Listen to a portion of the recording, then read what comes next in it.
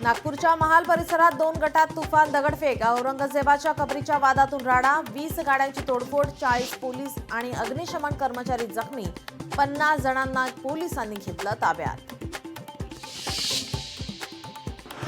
नागपूरच्या घटनेनंतर मुख्यमंत्री ॲक्शन मोडवर, नागरिकांना शांतता राखण्याचं आवाहन.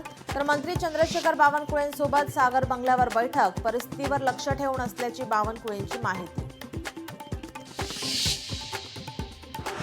नागपूरमध्ये तणावपूर्ण शांतता, रात्रीपासून नागपूर शहरातील 3 परिमंडळात संचारबंदी, पोलीस आयुक्तांचे आदेश.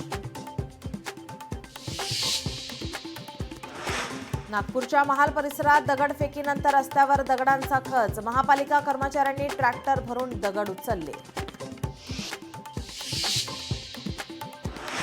नागपुरातील घटनेनंतर पुणे आणि अमरावती पोलीस अलर्टवर, आयुक्तांनी पोलीस बंदोबस्त वाढवला. तर अफवा न पसरवण्याचं आणि अफवांवर विश्वास न ठेवण्याचं पोलिसांचं आवाहन.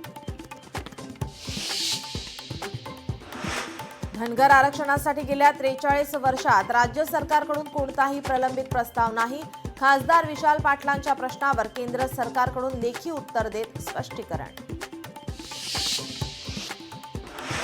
इन्कम टॅक्स आता जास्त उत्पन्न असलेल्या महिलांचा शोध घेणार, 2.5 लाखांहून अधिक उत्पन्न असलेल्या कुटुंबातील महिलांना लाडकी बहीण योजनेतून वगळणार.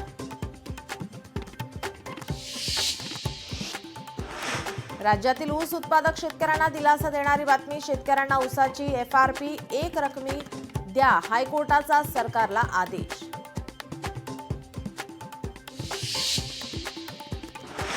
MPSCच्या 3 रिक्त पदांवरील नियुक्ती तातडीने करा, उपमुख्यमंत्री अजित पवारांचं मुख्यमंत्र्यांना पत्र, नियुक्ती तातडीने करत विद्यार्थ्यांना दिलासा देण्याची विनंती.